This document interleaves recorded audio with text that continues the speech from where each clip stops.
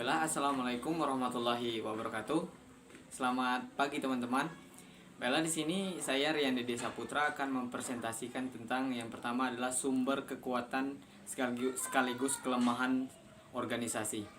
Baiklah, pokok pembahasan dari kelompok kami adalah yang pertama adalah fungsi organisasi atau fungsi budaya organisasi itu sendiri. Yang kedua adalah budaya organisasi sebagai liability. Dan yang terakhir adalah dampak negatif dari budaya organisasi itu sendiri. Nah, di sini saya akan menjelaskan yang pertama adalah fungsi budaya organisasi.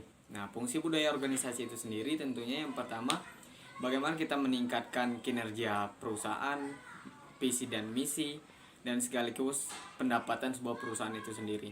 Namun di era zaman dahulu ya, awal-awal terbentuknya sebuah budaya organisasi itu para akademisi, para konstalisasi segala macamnya itu sangat percaya terhadap variabel yang namanya budaya organisasi itu sendiri. Karena mengapa? Pada zaman itu sendiri perusahaan Jepang itu bisa mampu bertahan dalam keadaan krisis pada zaman itu. Nah, di situ mereka sangat percaya bahwa budaya organisasi yang baik dapat mempertahankan bagaimana keadaan sebuah organisasi itu sendiri. Namun ada pendapat lain dari perusahaan MC Kenzie, yaitu bagaimana perusahaan itu sendiri tidak perlu atau tidak cukup untuk sebagai perangkat kerasnya saja seperti sistemnya, strateginya dan strukturnya. Nah, di mana dia juga harus membutuhkan yang namanya perangkat lunak seperti skill, staff, hard value dan lainnya. Nah, di sini tentunya yang pertama kita harus menjelaskan dulu apa itu yang namanya strategi. Tentunya strategi itu bagaimana kita meningkatkan sebuah perusahaan itu sendiri, bagaimana bisa bersaing dengan baik, mampu mempertahankan persaingan itu sendiri, baik dari segi pelanggan maupun dalam segi sumber daya manusianya itu sendiri. Dan kedua adalah struktur. Nah, tentunya organisasi itu sendiri harus memiliki struktur yang baik. Nah, bagaimana sebuah organisasi itu mampu menjalankan itu secara bertahap atau secara organisasi. Soalnya adalah sistem ya, tentunya sistem itu sendiri nantinya akan bagaimana kita melakukan kegiatan sehari-hari dari awal sampai akhirnya itu nanti tentunya kita harus ada sistemnya itu sendiri. Nah, jadinya kita harus bisa membuat sistem yang baik. Nah, selain itu juga ada yang namanya perangkat lunaknya ya, dimana ada staff, ada skill, ada style, ada juga hard value. Nah, di sini tentunya kita bisa bicara tentang misalnya style ya, tentunya bagaimana kepentingan dari perusahaan itu sendiri. Apakah perusahaan itu sendiri lebih memandang penting sebuah style itu sendiri atau bagaimana dia menanggapi sebuah kepentingan sebuah manajemen itu sendiri. Sedangkan skill itu sendiri ya, kita sebagai sebuah perusahaan ya tentunya tidak perlu memiliki skill pribadi, karena sebuah perusahaan itu harus bisa namanya berkomposisi dengan baik dengan kelompok-kelompok yang lainnya. Dan yang selanjutnya seperti hard value. Nah, nilai-nilai yang terkandung di sebuah perusahaan itu harus kita bisa ambil dengan baik di sebuah perusahaan itu yang kita jalani itu sendiri. Nah, namun di sisi lain juga ada pendapat-pendapat lain seperti misalnya Peter dan Waterman Junior. Ya, tentunya mereka berpendapat bahwa budaya yang kuat itu adalah sumber keberhasilan sebuah organisasi. Nah, namun sebaliknya ada juga seperti Sel dan Martin juga berpendapat bahwa kekuatan budaya organisasi itu sendiri tidak menjamin bagaimana keberhasilan misalnya manajemen kinerja keuangannya. Dan selain juga ada juga yang berpendapat bahwa budaya organisasi yang kuat itu juga tidak menjamin bagaimana mereka bisa berhasil, bagaimana dia beradaptasi dengan lingkungan luarnya. Nah, dari variabel-variabel itu sendiri tentunya kita bisa menyimpulkan bahwa budaya organisasi itu sendiri tidak cukup untuk bisa mencapai sebuah keberhasilan perusahaan. Kenapa? Ya, tentunya ada juga yang memiliki budaya organisasi yang kuat tapi kinerjanya kurang baik atau yang lainnya. Nah, di sini tentunya kita harus bisa mengimbangi seperti variabel-variabel yang dikemukakan oleh para peneliti tadi. Karena itu termasuk sebuah variabel yang bagus juga. Nah, di sini juga Sel juga mendukung bahwa variabel yang perlu kita lakukan itu adalah bagaimana mengintegrasikan sebuah lingkungan internalnya itu dengan bagaimana kita beradaptasi dengan lingkungan luarnya juga. Nah, di sini kita dapat simpulkan bahwa budaya organisasi itu sebagai kontrol di sebuah organisasi ya tentunya sangat membutuhkan juga variabel-variabel yang dijelaskan oleh para ilmuwan tadi, sehingga kita tidak menjadikan budaya organisasinya tentunya sebagai aset yang dijadikan sebagai kontrol sebuah perusahaan itu sendiri. Nah, selanjutnya di sini saya akan menjelaskan apa sih yang menjadi pembeda perusahaan kita atau dengan perusahaan yang lain, atau yang menjadi pembeda seperti itu. Ya tentunya seperti yang dijelaskan di apa yang dijelaskan di buku ini, bagaimana McDonald dengan KFC itu tentunya perusahaannya sama, budayanya cuma produknya sama, cara masuknya ke Indonesia juga sama. Tentunya walaupun organisasi itu memiliki produk yang sama, tapi tidak menjamin juga toh dia itu memiliki budaya organisasi yang sama juga. Nah, jadinya bagaimana yang menjadi pembeda itu adalah budaya organisasi dari sebuah perusahaan itu sendiri. Nah, tentunya KFC dan McDonald itu sendiri kan tentunya memiliki budaya yang berbeda, bagaimana dia karyawannya bekerja, bagaimana peningkatan kualitas pekerjaannya atau visi misinya, tentunya setiap perusahaan itu beda. Nah, jadi di sini kita dapat menyimpulkan bahwa setiap perusahaan itu mau memiliki produk yang sama ataupun jenis usaha yang sama, tapi memiliki budaya organisasi yang beda, yang seperti yang saya jelaskan tadi. Baik, mungkin itu yang bisa saya sampaikan. Selanjutnya akan dijelaskan oleh rekan kerja saya. Terima kasih. Saya Fauzia Widiasti akan melanjutkan topik yang selanjutnya mengenai fungsi budaya organisasi yang kedua dan juga yang ketiga, yaitu pembentuk identitas diri dan juga perekat organisasi. Nah, yang pertama ini saya akan menjelaskan fungsi budaya sebagai pembentuk identitas diri. Jadi, organisasi itu sering disebut sebagai artificial being atau bisa diperlakukan seolah-olah itu seperti manusia dan juga memiliki sifat seperti manusia. Nah, organisasi itu dianggap punya tata nilai, karakter, dan juga identitas diri ya selayaknya manusia aja gitu. Nah, kemudian untuk perwujudan atau pelaksanaan dari identitas organisasi ini akan terlihat dari etos, tujuan, dan juga nilai-nilai organisasi yang tentunya ini akan membuat berbeda dari organisasi satu dengan yang lainnya. Nah, kemudian di sini ada karakteristik dari identitas organisasi. Yang pertama ada identitas organisasi merupakan gambaran tentang kondisi internal, baik gambaran tentang organisasi secara keseluruhan maupun orang-orangnya. Nah, misalnya dari SDM itu, misal di suatu perusahaan karyawannya itu bebas untuk mengemukakan pendapatnya, atau misalnya dari sisi teknologi, misal di suatu perusahaan dia itu selalu memakai teknologi yang canggih, terbaru, atau modern. Nah, itu nanti bisa menjadi identitas atau ciri dari organisasi tersebut. Nah, yang kedua ada gambaran tentang kondisi internal tersebut diungkapkan sendiri oleh para anggota organisasi dalam rangka untuk memahami diri sendiri atau organisasi yang bersangkutan. Dan juga yang ketiga ada kondisi internal yang hendak diungkapkan oleh para anggota organisasi menyangkut 3 aspek, yaitu aspek organisasi yang esensial, lalu aspek organisasi yang bersifat permanen, dan yang terakhir aspek organisasi yang memiliki sifat pembeda.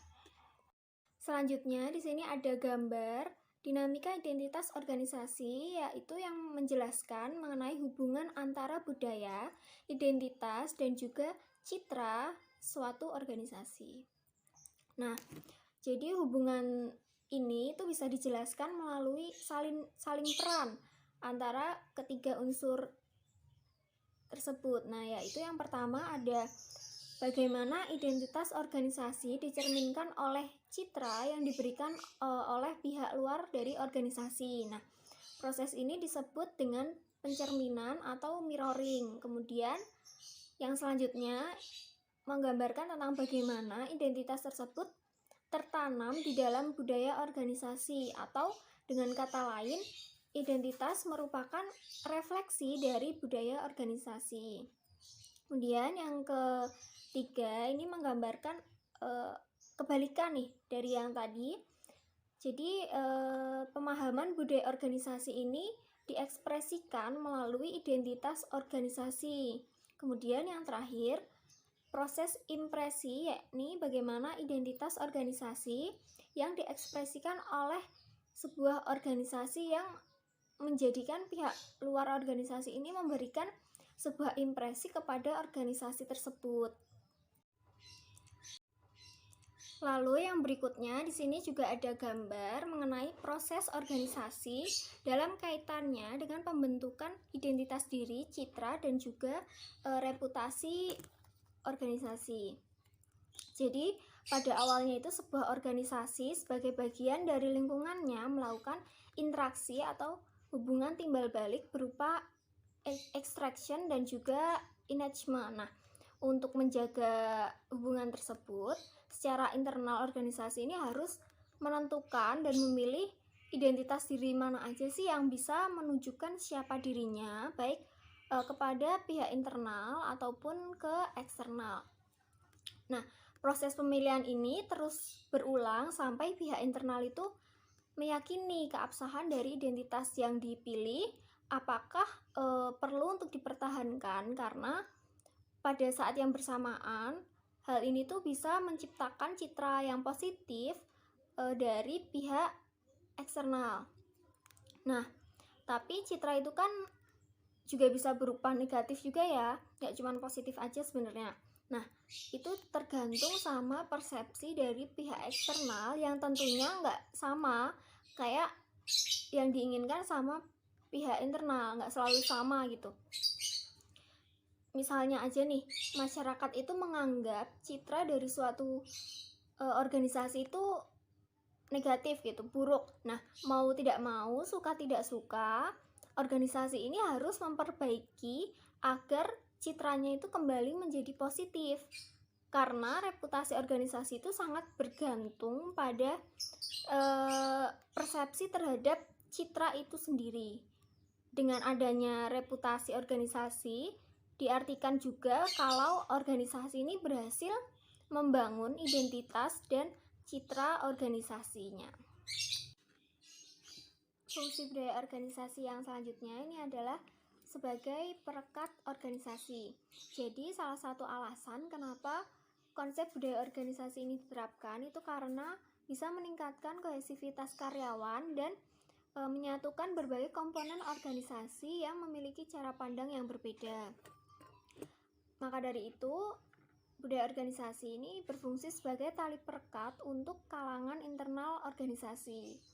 Kemudian ada Govey and Jones ini mengatakan bahwa organisasi yang memiliki kemampuan untuk mempersatukan orang-orang dalam organisasi itu disebut sebagai communal organization yang ditandai dengan tingkat sosiabilitas dan juga solidaritas yang tinggi.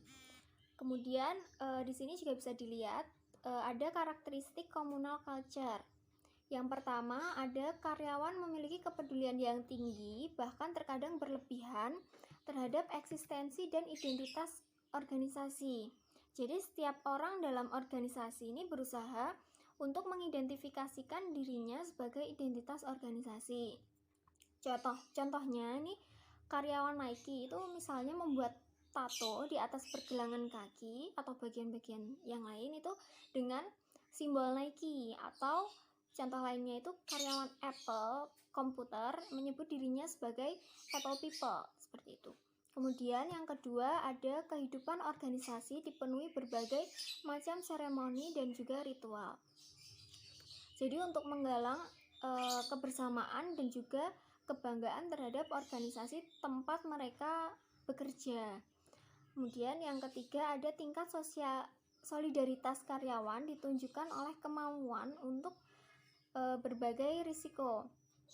Nah, risiko ini utamanya pada saat organisasi sedang menghadapi situasi yang cukup berat, misalnya pada saat organisasi sedang menghadapi krisis.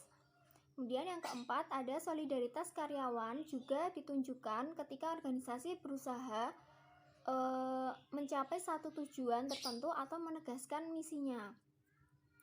Jadi oleh karena itu tidak jarang organisasi ini memampangkan visi dan misinya di depan kantor secara besar-besaran agar karyawan tuh tahu gitu kan visi misinya dari perusahaan tempat dia bekerja itu bagaimana. Kemudian yang kelima, karyawan ini bisa dengan jelas membedakan siapa kawan, apa kekuatan dan juga kelemahan mereka. Jadi mereka juga tahu nih siapa lawan mereka dan juga apa sih tindakan-tindakan yang harus mereka lakukan jika menghadapi mereka, seperti itu. Untuk yang selanjutnya akan dilanjutkan oleh Azizah. Baik, di sini saya akan melanjutkan presentasi dengan materi budaya sebagai alat kontrol. Tanpa adanya sistem pengendalian atau kontrol sistem, maka organisasi ini tidak dapat berjalan dengan baik. Karena tanpa sistem pengendalian, maka aktivitas-aktivitas organisasi ini akan berjalan dengan sendiri-sendiri tanpa ada yang mengendalikan atau mengkoordinasikannya. Dan pengendalian ini berawal dari tahap perencanaan, penganggaran, dan diakhiri dengan penilaian kerja. Yang selanjutnya yaitu budaya organisasi sebagai liability. Selain dampak positif, pasti budaya organisasi ini memiliki dampak negatif, yang dimana jika kita salah memahami dalam mengaplikasikan budaya organisasi ini akan berdampak buruk yang menjadi faktor penghambat dalam kehidupan organisasi yang budaya ini dianggap sebagai liability. Nah, menurut Shane ini misalnya mengatakan bahwa jika kita tidak memahami budaya dengan baik, maka fungsi dan kegiatan organisasi ini seperti strategi organisasi, privatisasi, merger, dan akuisisi ini, inovasi organisasi akan menghadapi hambatan pula yang kecuali merger dan akuisisi. Nah, di sini terdapat hambatan kultural terhadap aspek-aspek organisasi. Yang pertama ini ada budaya menjadi kendala dalam implementasi strategi organisasi. Penyebabnya ini bukan karena strateginya keliru, tetapi dikarenakan orang-orangnya ini semestinya menjalankan strategi baru, tetapi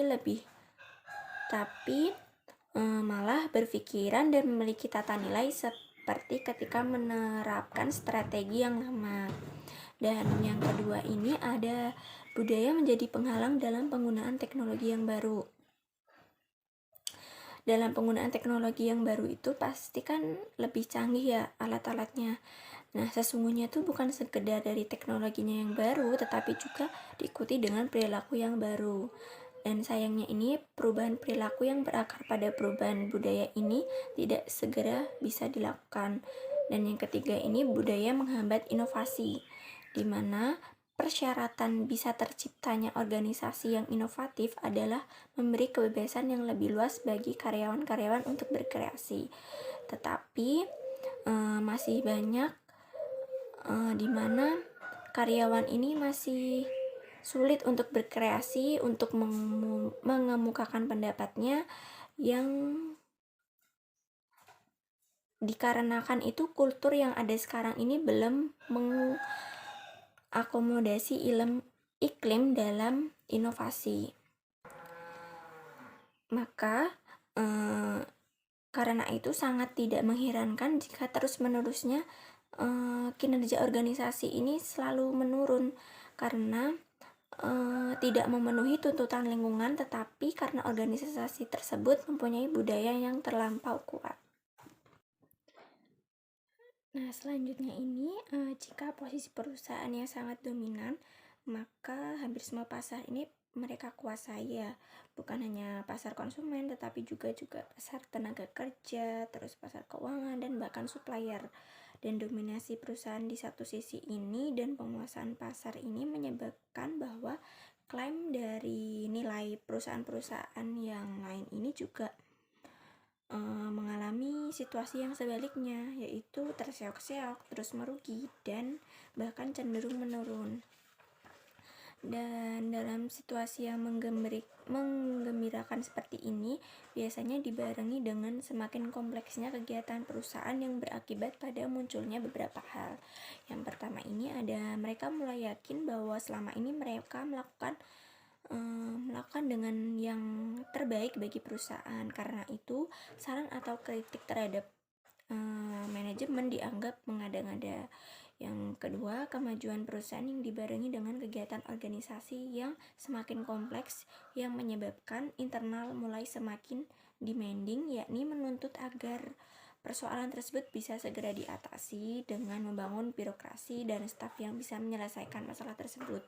Dan yang ketiga, untuk mengatasi semakin kompleksnya birokrasi perusahaan, muncul tuntutan baru yang dimana kebutuhan sumber daya manusia, namun yang dibutuhkan ini direkrut dan dipromosikan bukanlah tipikal seorang leader yang visioner, melainkan seorang manajer yang segera mengatasi persoalan kompleksnya organisasi. Dan pimpinan puncak organisasi ini terkadang secara aktif sengaja menghalangi mereka yang visioner untuk menjadi eksekutif perusahaan. Nah, dalam situasi semacam ini, budaya yang semakin kuat dan arogan yang lebih menghargai hasil jerih payah, bukan pihak konsumen atau bahkan stakeholder yang sesungguhnya memberi kontribusi yang signifikan terhadap kemajuan perusahaan.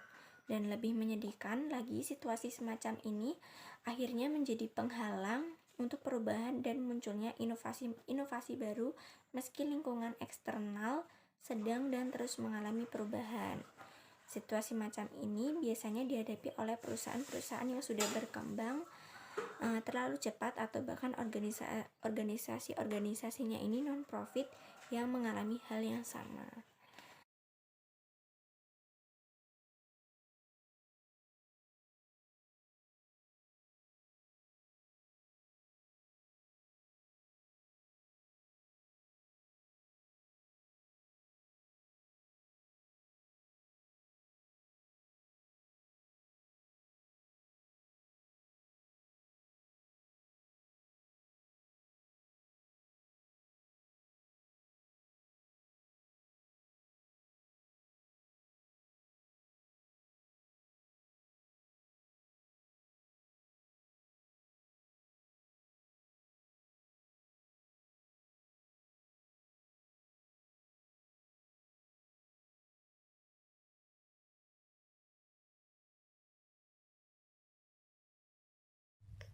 Saya Intan Primastiani. Di sini saya akan melanjutkan presentasi tentang mengatasi dampak negatif budaya organisasi. Jadi contoh tentang peran negatif budaya organisasi menunjukkan bahwa budaya dalam batas-batas tertentu bisa menimbulkan masalah internal organisasi.